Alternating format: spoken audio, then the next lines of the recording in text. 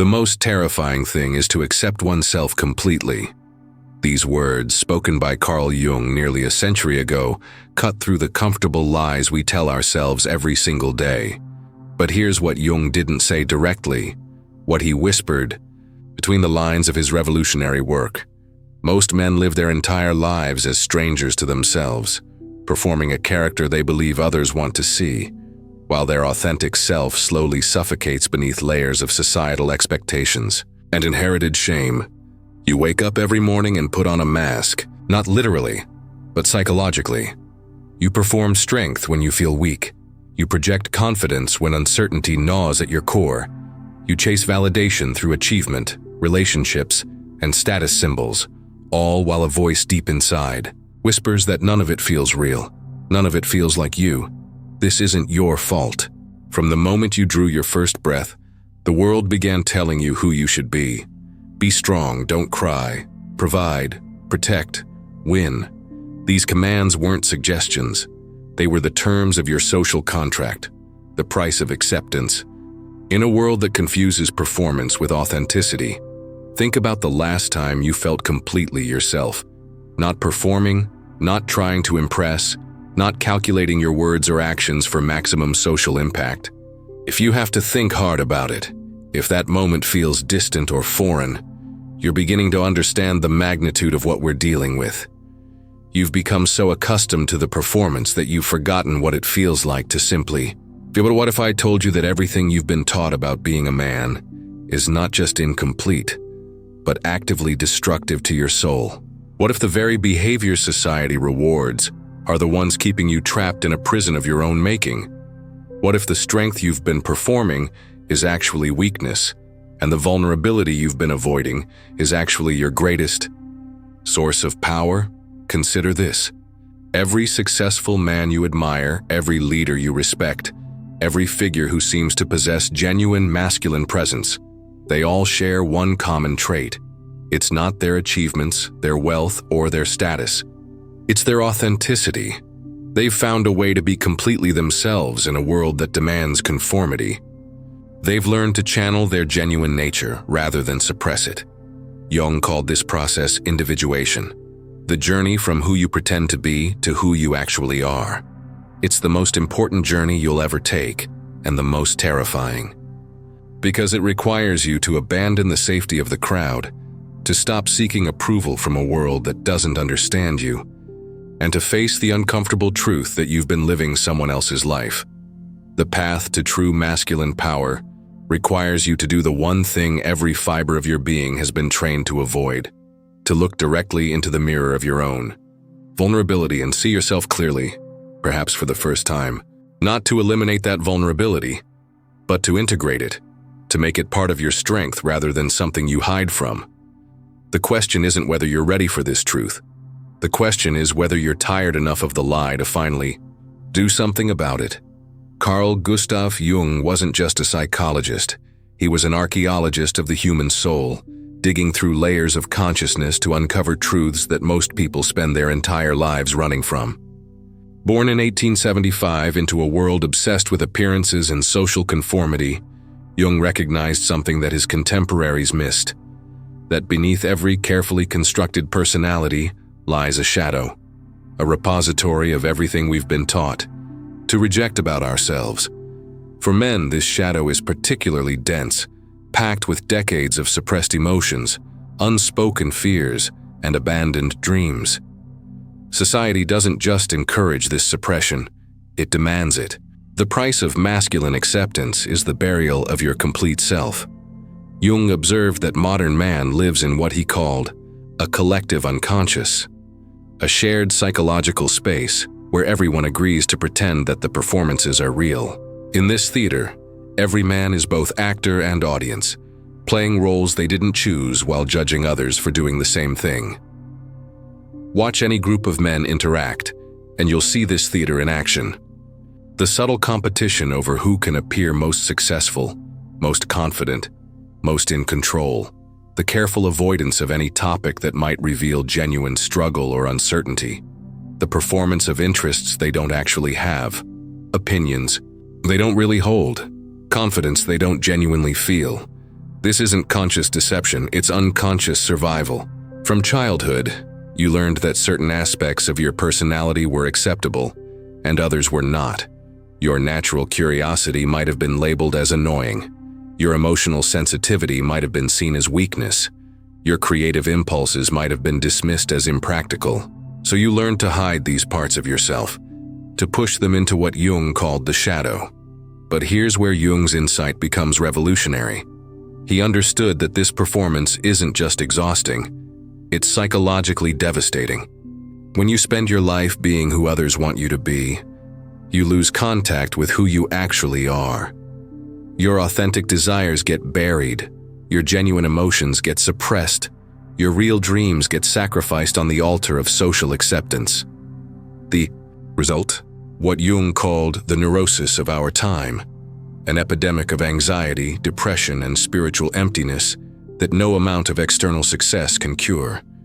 You can have the perfect career, the perfect relationship, the perfect life on paper, and still feel fundamentally empty inside, because you're living someone else's definition of success while your own soul starves.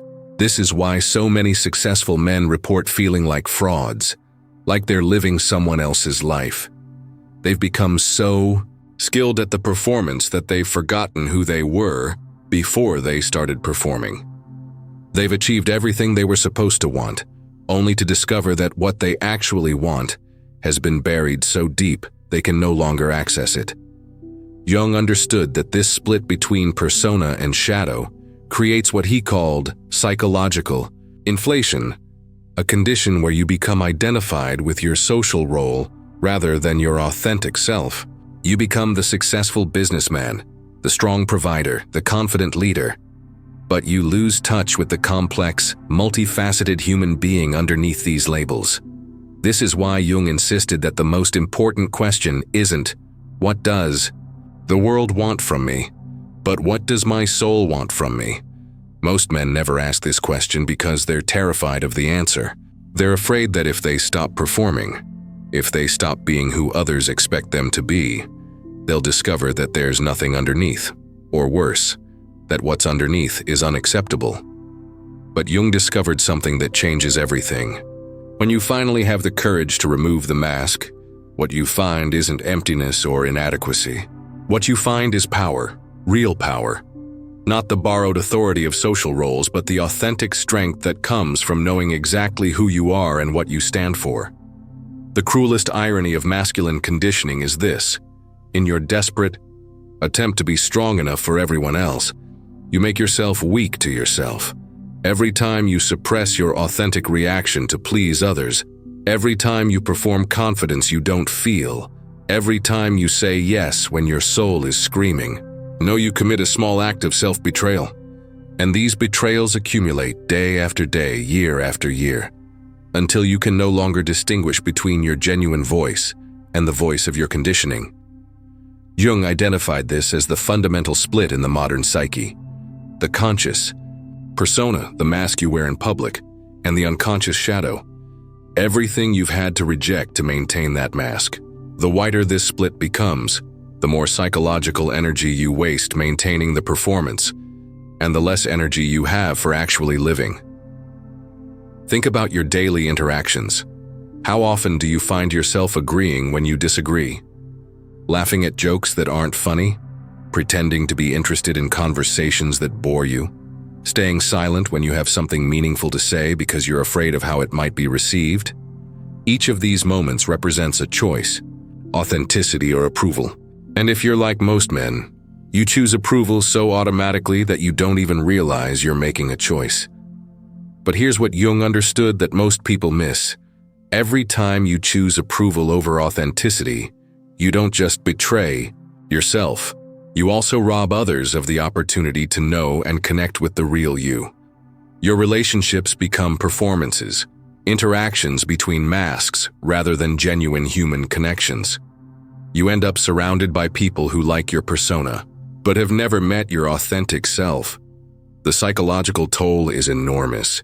Jung observed that men who live this way often experience what he called a secret psychosis, a quiet form of madness that manifests as chronic anxiety, inexplicable anger, and a persistent sense that life is somehow happening to someone else. You feel like a spectator in your own existence, watching yourself go through the motions of a life that doesn't feel like yours. This disconnection from your authentic self creates what psychologists now recognize as a form of chronic stress that's particularly damaging to men. Your body remains in a constant state of vigilance, always monitoring for threats to your performance, always calculating how to maintain your image. This hypervigilance exhausts your nervous system and creates the physical symptoms that so many men experience: insomnia, tension headaches, digestive issues, chronic fatigue. But the emotional cost is even higher. When you live in constant performance mode, you lose access to the full spectrum of human emotion. You become skilled at displaying anger, because anger is socially acceptable for men. But you lose touch with the sadness, fear, or vulnerability that often underlies that anger. You become proficient at projecting confidence, but you forget what genuine peace feels like. You master the art of appearing successful, but you lose connection to what actually fulfills you. The path out of this prison requires what Jung called the courage to be disliked. This doesn't mean being deliberately offensive or antisocial. It means being willing to be authentically yourself, even when that authenticity makes others uncomfortable, even when it challenges their expectations, even when it costs you their approval. Most men find this terrifying because they've confused being liked with being loved, acceptance with connection, approval with respect. They've built their entire sense of self-worth on external validation, so the thought of losing that validation feels like psychological death. But Jung's great insight was that genuine respect, from others and from yourself, can only come from authenticity. When you stop performing and start being, you discover something remarkable. The right people are drawn to your truth, while the wrong people naturally fall away. This process of sorting relationships based on authenticity rather than performance is initially painful, but ultimately liberating. You discover that many of your relationships were built on mutual deception, you pretending to be someone you're not, while they pretended to accept someone who doesn't actually exist.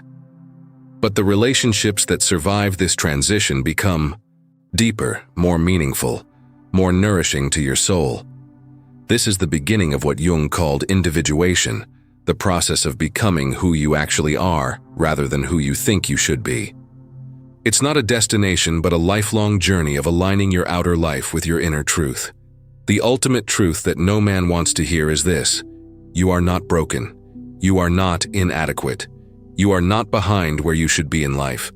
You are simply wearing a costume that doesn't fit, playing a character that isn't you, living a story that someone else wrote for you. And the moment you have the courage to take off that costume and step out of that story, everything changes. Jung called this moment of recognition the confrontation with the shadow, the terrifying and liberating process of meeting the parts of yourself you've been trained to reject. Your sensitivity, your uncertainty, your need for connection, your creative impulses, your spiritual longings, all the aspects of your humanity that don't fit the narrow definition of acceptable masculinity. But here's Jung's revolutionary insight. These rejected parts aren't weaknesses to be overcome. They're sources of power to be integrated. When you stop running from your sensitivity, you develop genuine empathy that allows you to understand and influence others in ways that manipulation never could. When you embrace your uncertainty, you become genuinely curious, open to learning and growth in ways that false confidence never allows. When you acknowledge your need for connection, you become capable of genuine intimacy that transcends the shallow networking of transactional relationships. This integration doesn't make you less masculine. It makes you more completely human. And there's a profound strength in completeness that no performance can match. When you know all of yourself, when you've made peace with your shadows, when you've stopped trying to be perfect and started trying to be real, you become unshakable. Not because you're invulnerable, but because you're no longer afraid of your own vulnerability. Consider the men throughout history who embodied this integrated masculinity. They weren't perfect. They were complete. They didn't hide their struggles. They transformed them into wisdom. They didn't pretend to have all the answers. They asked better questions. Leaders like Marcus Aurelius, who wrote openly about his doubts and fears while governing an empire. Artists like Leonardo da Vinci, who embraced both his analytical mind and his creative spirit. Thinkers like Jung himself, who had the courage to explore the darkest corners of human psychology without losing his capacity for wonder and hope. The individuated man, the man who has completed this journey home to himself, doesn't need external validation because he's learned to validate himself. He doesn't need to control others because he's learned to govern himself. He doesn't need to prove his worth because he knows his worth comes from within, not from achievements or others' opinions. This man makes decisions based on his own values rather than others' expectations. When faced with a choice, he doesn't ask, "What will people think?" but "What does my authentic self require?" He forms relationships based on genuine connection rather than mutual performance. He pursues goals that align with his authentic nature rather than society's definition of success. He becomes, in Jung's words, a law unto himself, not in the sense of selfishness, but in the sense of self-sovereignty. But let's be clear about what this journey requires. It's not a weekend workshop or a quick fix. It's a fundamental reorientation of your entire approach to living. You'll have to disappoint some people who are invested in your performance. You'll have to lose some relationships that were built on false foundations. You'll have to give up some comfortable illusions about yourself and others. The process begins with what Jung called active imagination, the practice of paying attention to your authentic responses rather than your conditioned reactions. When someone asks how you're doing, instead of automatically saying, "Fine," you pause and ask yourself, "How am I actually doing?" When you feel anger, instead of immediately expressing it or suppressing it, you pause and ask, "What is this anger trying to tell me? What deeper need or value is being threatened?" This practice of authentic self-inquiry gradually rebuilds the connection between your conscious mind and your authentic self. You begin to notice the difference between what you actually want and what you think you should want. You start to distinguish between your genuine emotions and your learned emotional responses. You develop what Jung called psychological differentiation, the ability to separate your authentic self from the roles you play and the expectations others have of you. As this process deepens, you'll experience what Jung described as the emergence of the self, capital S self, meaning your authentic integrated identity. This self isn't perfect, but it's real. It isn't invulnerable, but it's whole. It isn't always confident, but it's always honest. And from this place of authentic selfhood, you can engage with the world in ways that are both powerful and compassionate, both strong and vulnerable, both independent and connected. The journey to this place isn't easy. It requires you to question everything you've been taught about what it means to be a man. It requires you to develop the courage to be disliked, the wisdom to trust your own judgment, and the strength to live according to your own values rather than others' expectations. So I'll leave you with this question, the question that Jung believed every man must eventually face. Are you tired enough of living someone else's life to finally start living your own? Are you ready to trade the exhausting performance of who you think you should be for the liberating authenticity of who you actually are? The choice, as it always has been, is yours. But remember, the cost of remaining unconscious is far greater than the price of awakening.